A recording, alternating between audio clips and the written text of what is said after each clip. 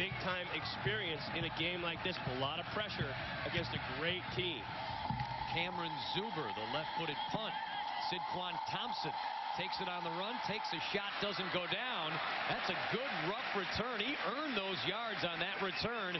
Jeff Tedford, the assistant head coach here now, and just done a fantastic job with the running backs over the years here at Cal. And here's one of them, Shane Vereen. He lost it going out of bounds, but a big pickup. And these backs have had some big holes to run through today. That offensive line has done a great job as they've continued to move on, especially here in the second half. But the linemen doing a great job in this one. There's your guy, huh? Moving it up front, getting it done, finding holes for these backs, moving the line of scrimmage. That's what they're supposed to do. As you pointed out, Coach, young, outside of Tepper, who's the only senior and a six-year senior at that, they're young up front, but they're experienced. They shift. In motion, Miller.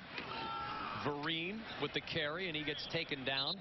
No, you mentioned Tepper, a sixth-year senior. That's interesting. You don't see that very often. No, you don't. And he's had some issues here at Cal. Came in as a freshman, redshirted. Came back, played a year, developed, was pushing guys for a starting job. Then in his sophomore year, he is escorting a friend, just a friend, a volleyball player here at Cal, down to go have some pizza, and guys start harassing her. He gets run over by a car that these guys are in, and they drag him for 30 feet underneath the car, ends up breaking his fibula in 4 places. Wow. Riley throws to the end zone, knocked away. Nice job of Vereen just to break that up. But to come back to Tepper, so he has to overcome that injury. Obviously misses a year with that, trying to rehab, he said, but the rehab went well, kind of came along. Then he got post-traumatic stress disorder. He was waking up every morning to the image of being run over by that car when he broke his leg. And so he's waking up to that, stressed out, had a little bit of depression from it, came back from that, and played again. The senior from Cypress, California, works that left side, always the tough. That's the money job on the offensive line. The pass is complete as Nyan Boateng went up and got it. Made the play, got knocked down immediately. But landed on the DB. Yeah, and then got up and went. Did a knee go down? I didn't see it contact the turf. You know, J.C. Sherritt, the linebacker, has done a very good job in contact today. He's beat up. Let's see this here. If his elbow touched, that's the same as the knee.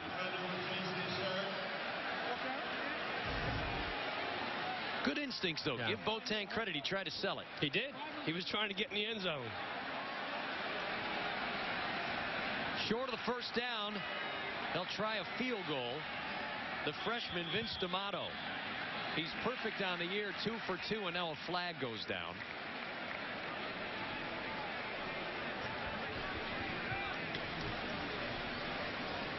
Just to kind of... There was no foul for illegal participation on the defense. There were 11 players on the defense. The official was just winded. They wanted to slow the game down a little bit. That's a good move by the official. Very good. That's a smart official right there. Now they'll place it for D'Amato. Off the hold from Brock Mansion. The ball at the 19, a 29-yard attempt from the right hash mark. The freshman misses for the first time in his Cal career. He won the job just the week of the Maryland game. And he's been good until there, but Cal with a big lead on Eastern Washington. In motion, Skylar Curran. Quick throw, Curran, the tight end, has the first down, eludes one man, and he's near midfield. That was a little dangerous. He kind of lifted that ball up a little bit. He had the whole Superman thing going. You ever watch the motocross where they do the Superman hanging out? An interesting character as well. In motion, Marvin Jones. Play fake. Riley steps up, goes deep. Got a man. Boateng gonna get there? No. And it's because Boateng coasted. Riley had him when Nyan Boateng came out of his break. He took 2 steps and looked back and started coasting in his route, thinking, I'm not going to get the ball. Riley threw it like he was running full speed. These are the communications that you need to have. Watch Boateng right here. He coasts. Oh, wait, I got to turn it back up. And tries to crank it back up at the end. Those 2 steps just the coast, the glide, you can't do that. You have to run full speed because your quarterback is expecting you to be going top speed. He knows your time, how fast you can run. He's trying to lead you. Timing so very important. And out of the shotgun, Riley over the top.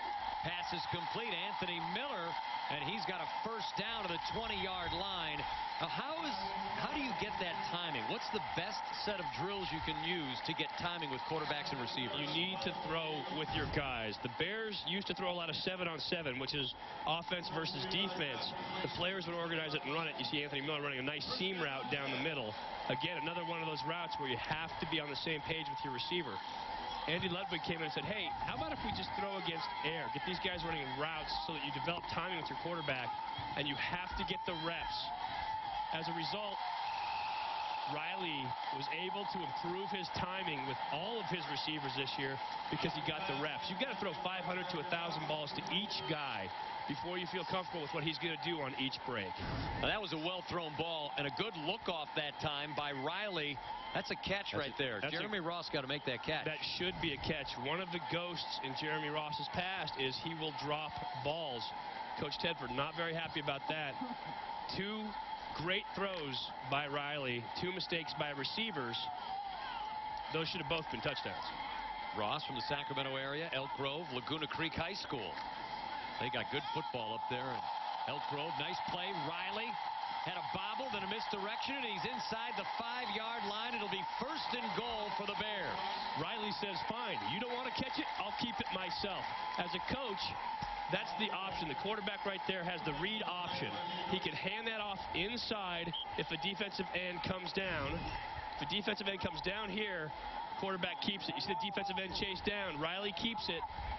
This late in the game, you run that so that other teams have to look at it on film and they have to prepare for it. That will open up other plays later on. Plus, you get your man Riley into the game plan. Boy, Cal running the football very well. First and goal. Shane Vereen to the end zone. Touchdown. Didn't have much choice but to hesitate, a couple pause steps inside, and then explode through it and get a nice hole opened up by that Cal offensive line. An excellent patience by Shane Vereen. 3 scores for Shane Vereen. All of them very similar. Look at that. He stops, waits for the contact, and then he just stumbles forward. Choppy stutters, let that hole clear by, and explode to the end zone. The point after is good. D'Amato remains perfect on the season on the point after touchdown. And a lesson for receivers, if you don't want to catch it, the running backs will get all the touchdowns here at Cal. So Vereen, beneficiary of 2 mistakes by receivers there. Those are the kind of things that the coaches have to address. They have to talk about these guys. If they want to be sharp, they're going to look at that in film and say, we have to improve here.